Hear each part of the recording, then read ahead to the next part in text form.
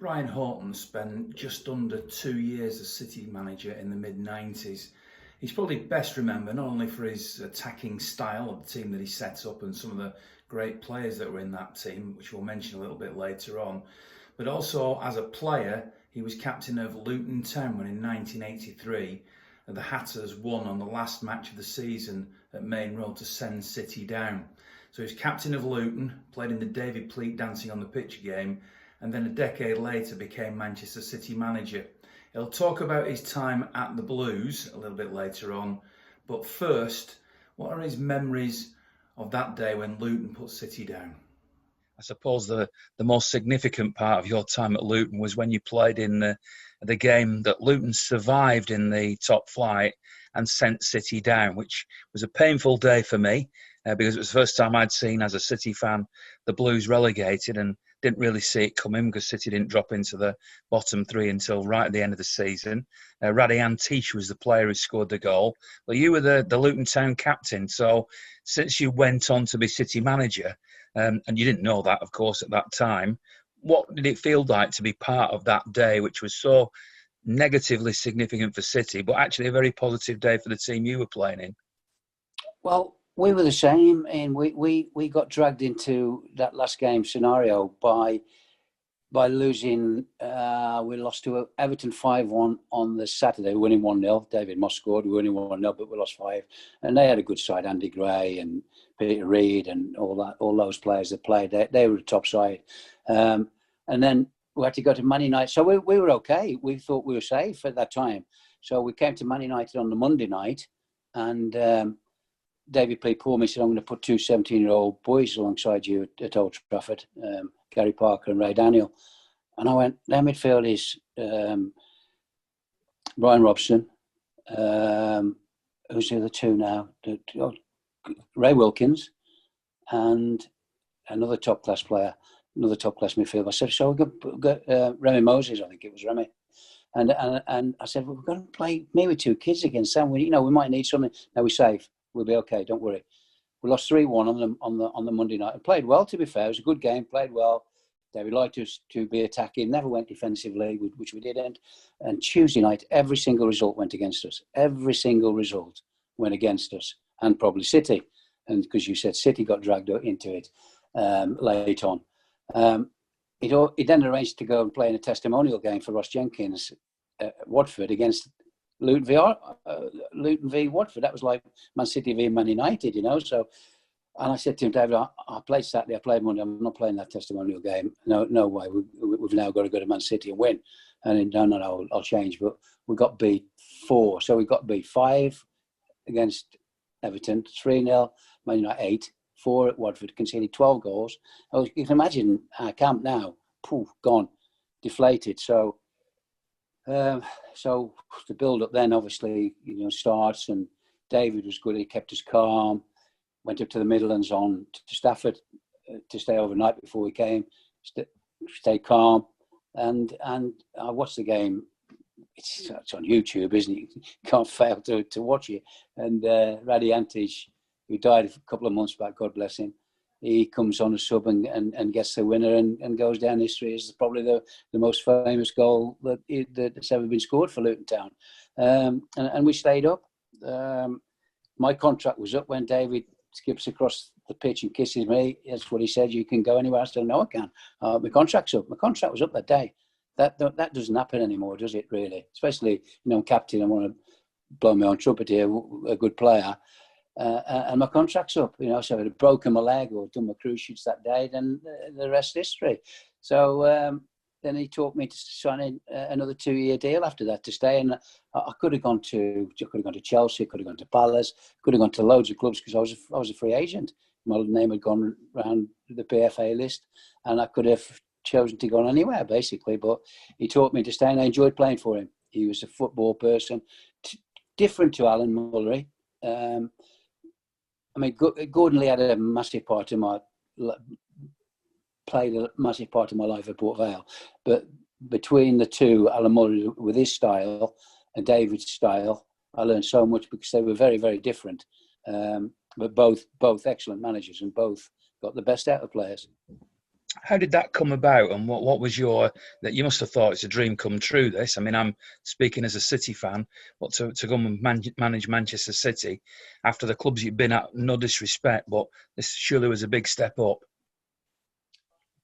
It was a massive step up, and obviously the connection was John Maddox, God bless him. He died a few years ago, and what a top guy, top reporter. Worked for Robert Maxwell.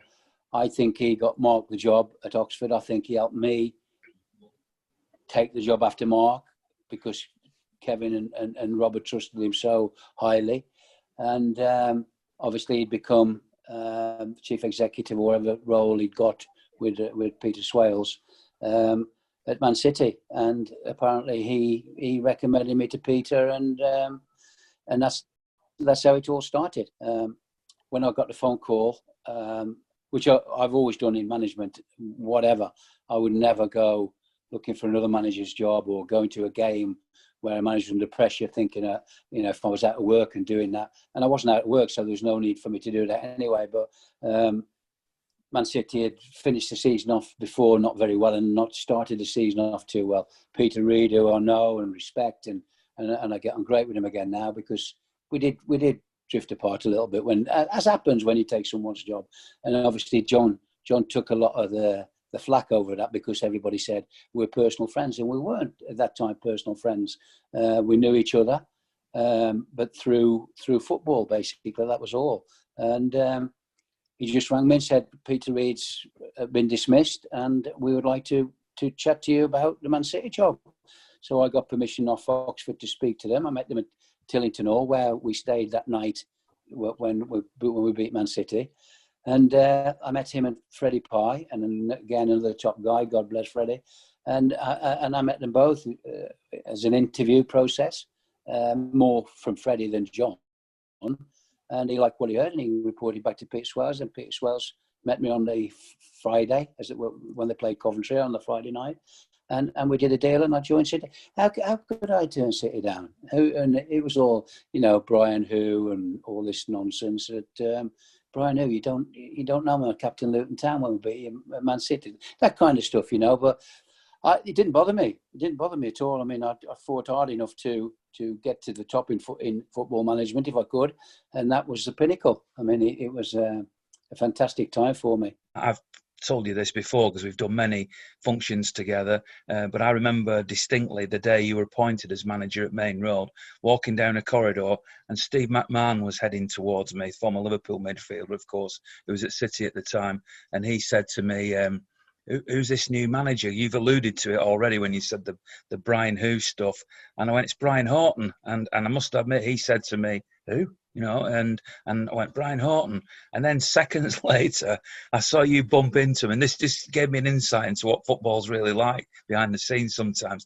And he walked up to you, hiya, Brian, you all right? Like he knew you and was completely, and I thought, just a minute or two early, you were asking me who he was. You were up against that, I suppose, were you? Whether they said it directly to you or not, who is this fella? What, why is he at Manchester City? How did you deal with that? Just had to win games of football. I got on well with Steve McMahon. I got on well with the senior players. Quinny, Tony Colton, who I spoke to the other day, Keith Curlew, who I sent a text to when they got promotion. And you got to win them over by your football, basically. And that's what I tried to do. And because I'd been brought up that way, particularly at Brighton and Luton, not so much Port Vale, because we had free transfers and it was a different scenario. We weren't expected to do things. But Alan Mullery never played a defensive game in his life. David Pleat never played a defensive game in his life. Always went for it, no matter what, who we were playing. And I chose to do the same when I came to City. So my first game, luckily, was at Swindon, who I knew because I'd been at Oxford for 5 years and knew Swindon like the back of my hand. We won there. Won my first home game against QPR 3-0. And it just went on. I think we lost one in my first 10. So you start to win players over, and then start to add things that you want to do yourself. So I just went into a very attacking mode, which I'd always done anyway. You built a great side, a side I love to watch. I mean, there have been different eras. Obviously, the Pep and the recent era has been fantastic. Kevin Keegan, I loved as a manager. And your team with Peter Beagrie and Paul Walsh and Nicky Summerby. And, you know, there was so much attacking flair. And, you know, you've said it yourself, but I would say I completely agree that your philosophy of your team was to go forward and entertain. And I think you're loved by City fans for that reason, because they saw the actions on the pitches of your team. Was this the best era of your career, would you say, when you were at City with those players that I've just mentioned? Yeah, without a doubt, and not just good footballers. There were a lot of good people at Man City, you know. And I was there 20 months, and I just wish it could have been a lot longer. You know, I just thought we were just a couple of players short of being a very, very good team. You just mentioned those boys: Gary Flitcroft, Steve Lomas, Richard Edgell that I put in the team. Very, very close to being a top side, in my opinion. Some of the games that we played, you just mentioned there, Tottenham, Liverpool, we beat just before we beat Blackburn on the Monday night. There's some terrific games, good football. West Ham 4-0, Everton 4-0. Obviously, got to mention the ones that we did get beat, you know. But again, that's the way I'd chosen to be. And I can remember one game when I played for David Pleat. We got beat 6-0 at Liverpool. Came in the dressing room. If that had been Alan Murray, he would have gone absolutely berserk. David Pleat, sit down, boys. You played well out there today. But I'm thinking, just got beat 6-0. What, you know? So I wasn't used to this. I was used to Alan having a go if we got beat. And he was right. We played some good football. He said, play some good football out there. Nobody could have lived with them today. They're probably the best side in the world at this present time. You know, Souness, Dalglish, Rush, the names of Jimmy Case and people like that. And that's what he was like. Gone, we've lost 6-0, next game. That's what he was like. Not that you never want to get beat 5 or 6-2. You know, you just don't. But it sometimes happens when you are an attacking team. What's your favourite City memory? It might not be a game. In fact, in a way, I hope it isn't a game. It might be something, just a story of being with people at City, or something that funny that might have happened. What's your favourite? If you could encapsulate your time at City with one story, what would it be?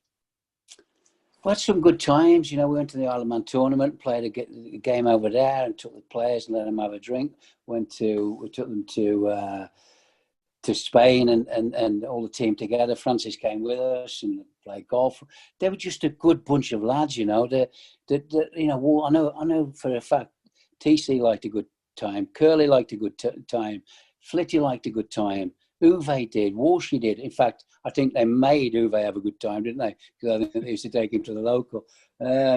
Those days, you know, I mean, when they started singing Uwe Rossler, I used to be singing it myself, coming to games, because I was excited by watching them play and watching them train and do things. And just a marvellous time, not just the football. I think the camaraderie that we got with the Wash ladies and Joyce and just the people at the football club, it was just a magical 20 months, and just a shame it couldn't have gone on a bit further. You mentioned Uwe there. I mean, you know, you and him seem to have a very strong bond. I mean, you know, he loved to run over to you, didn't he, to celebrate? He did. He's done a piece in my book and said he'd been out the team and didn't expect to get back in. I'd put him back in. I mean, the night at Blackburn, you know, nobody knew what side I was going to play, and I left Beegs out. Played Nicky, Quinny, Uwe, and Walsh on the left, not left wing, because he said to him, I've never played on the left wing, Gaff. I don't want you to play on the left wing, go and join in. He joined in, he was outstanding in the Tottenham game. They were just vibrant people. And I like people like that like to have a good time. Of course, it's about football. It's also about enjoying life as well. What happened when you left then? Was that a heartbreaker for you? Did you see it coming? Yeah, I could see it coming. It was a shout. I got on well with Franny when he first came in, and we had some good wins together. But you know, at the end of the day, I wasn't his appointment, was he? So, you know, I think it was whether it had happened then or a year later. But no, I just wish I'd have had a little bit longer. to be perfectly truthful. So I enjoyed the football club. I still live in Manchester. I love going back to watch them now and the Pep. And I just like the Manchester people, the area, and the football club. As simple as that.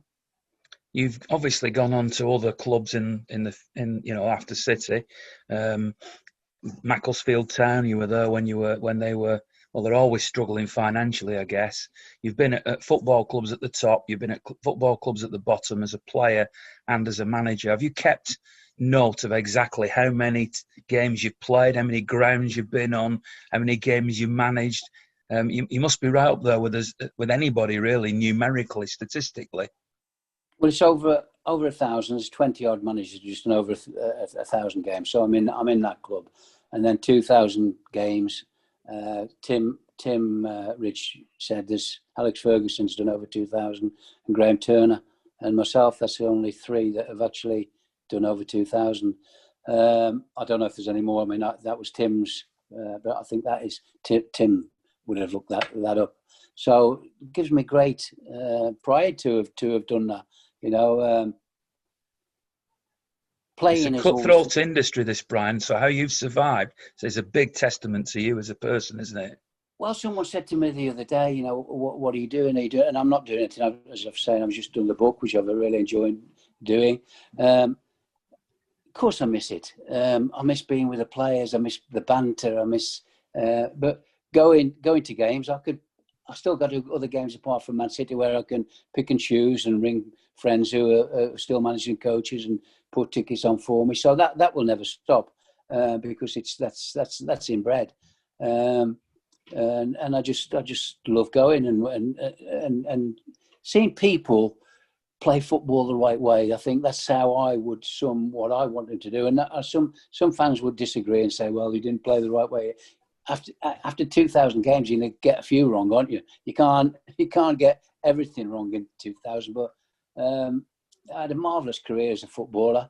As I said, playing is the best part of it. I enjoyed Port Vale because we were free transfers. We were people from non-league, and we were a team. Nobody ever wanted to play us. We were tough. We were hard to beat. Brighton was. They said it wasn't a football town when I went down there. And I went, why aren't they getting 18,000? And then we took that to 30-odd thousand. We're getting 30-odd thousand on a Goldstone. The night we beat Sheffield Wednesday to go up. And then obviously playing like some Man City, Man United, Arsenal, Tottenham at the Goldstone full. Wasn't a football town. It was a football town. Still is. And you can see what they're doing now. And Luton, small club. But David run that football club. From top to bottom, he run a football club and run it absolutely fantastically well. So I learned an awful lot of them to take that into my managerial career, if you like. Well, you've had a fabulous career. The last question I want to ask you is the most difficult one probably for any of us to answer at the moment. After this terrible COVID thing that's stopped football and stopped fans from going, and with all the experience that you've had at smaller clubs particularly, do you fear for football going forward, or do you think that quite quickly, once crowds are allowed back in, everything will return as it was? Or are we going to see a completely different landscape with a lot of clubs gone? I think it's going to have a massive impact on football. I mean, talking about now, wage restrictions in Division 1, Division 2. And I think the Championship, the salaries will be cut because people will just can't afford it, can they? As you say, there's no people going at the moment. I think it will get a little bit better, but when it'll get back to full crowds, I don't know. So that they are going to suffer, and I just hope some clubs which are really, really struggling at the moment. The ones, and I know the ones, and I don't know how some of them will survive. And it's a tragedy, really, because we've always had the 92 club institution in England, haven't we? Which is the best in the world by miles. And it would be an absolute tragedy if we start seeing like Bury going. Macclesfield just have gone out of the league because they can't pay the players. Oldham have just said over the last couple of days they're not paying the players.